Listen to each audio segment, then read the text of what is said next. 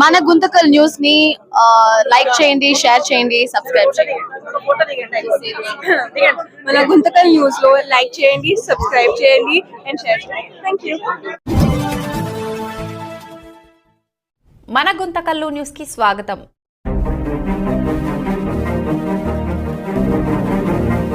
ఈరోజు సిపిఐ రాష్ట్ర పార్టీ పిలుపు మేరకు సిపిఐ పట్టణ మండల పట్టణ సమితి తరఫున నిరసన కార్యక్రమం చేపట్టడం జరుగుతుంది.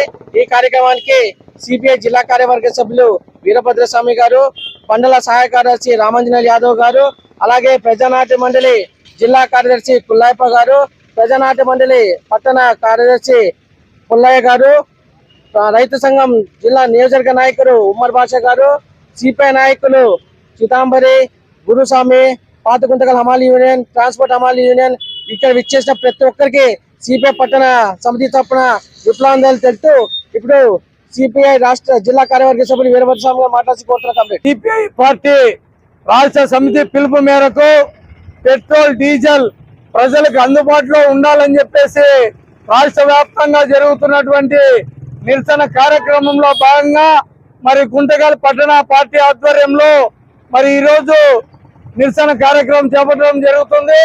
ఈ కార్యక్రమానికి అధ్యక్షత వహించినటువంటి సిపిఐ పట్టణ కార్యదర్శి ఎస్ఎంబి గౌస్ గారు, రూరల్ సహాయ కార్యదర్శి రామాంజనేయులు యాదవ్ గారు, ప్రజానాట్య మండలి జిల్లా కార్యదర్శి పుల్లయ్యప్ప గారు, ప్రజానాట్య మండలి పట్టణ నాయకులు పుల్లయ్య గారు, ఏఐటీసీ నాయకులు గురుస్వామి గారు, చిదంబరం గారు, ఆంజీ గారు ఇక్కడ పాల్గొన్న అందరికి కూడా ముందుగా సిపిఐ జిల్లా పార్టీ తరఫున విప్లవ వందనాలు తెలియజేసుకుంటూ మరి ఏ రాష్ట్రంలో లేని కరువు, పెట్రోల్ డీజిల్ కరువు మన ఆంధ్రప్రదేశ్ లో ఉన్నట్టుగా పక్క రాష్ట్రంలో ఉన్నటువంటి కేరళ కానీ, తమిళనాడు కానీ, కర్ణాటక కానీ, తెలంగాణలో కానీ ఎటువంటి కరువులు లేవు.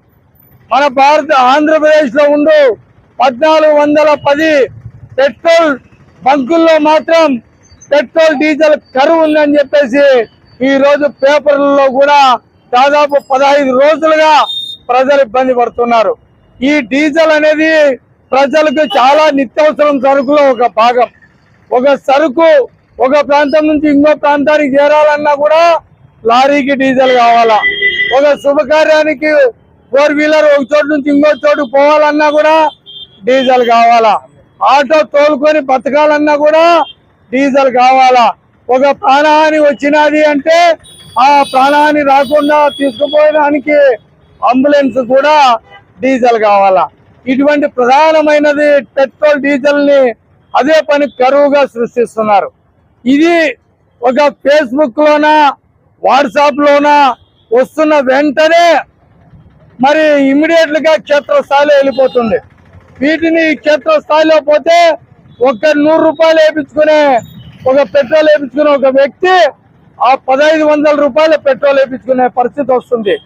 ఈ విధంగా కరువు లేకున్నా కూడా కృత్రిమ కరువును సృష్టించడానికి కొంతమంది బడా బాబులు కొందరు వ్యక్తులను పెట్టుకొని ఈ రోజు ఆ ప్రచారంలోకి తీసుకొని వస్తున్నారు.